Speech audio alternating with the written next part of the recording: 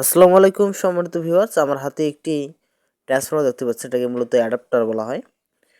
তাহলে এই ট্রান্সফর্মারটির সাপ্লাই অর্থাৎ পাওয়ার লাইন দুইটা, অর্থাৎ দুইটি তার প্রাইমারিতে কানেকশন হবে, আর সেকেন্ডারিতে দুইটি তার তিনটি আছে। সেক্ষেত্রে এই ট্রান্সফর্মারটিতে দুইটি তার আছে। তাহলে সার্কিটে আমার কানেকশনের যে কানেক্টিভিটির জ্যাক আছে সেখানে আবার তিনটি তার আছে।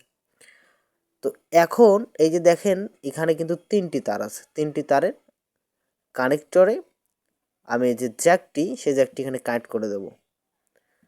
কানেক্ট করে দিলাম, দেওয়ার পরেই আমার তো তার আছে তিনটা, তাই না? কানেকশনের তারও তিনটা, ট্রান্সফরমারের তার আছে দুইটা।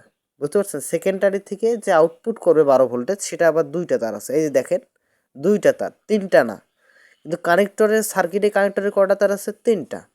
তাহলে কি এটা লাগানো যাবে না? হ্যাঁ, অবশ্যই লাগানো যাবে।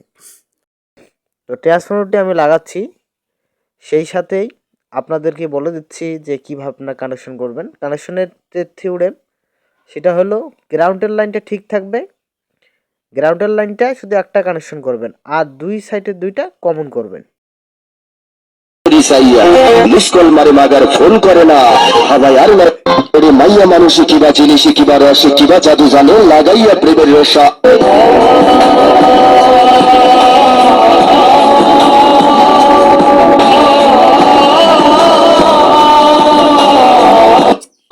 মাইয়া মানুষ কিবা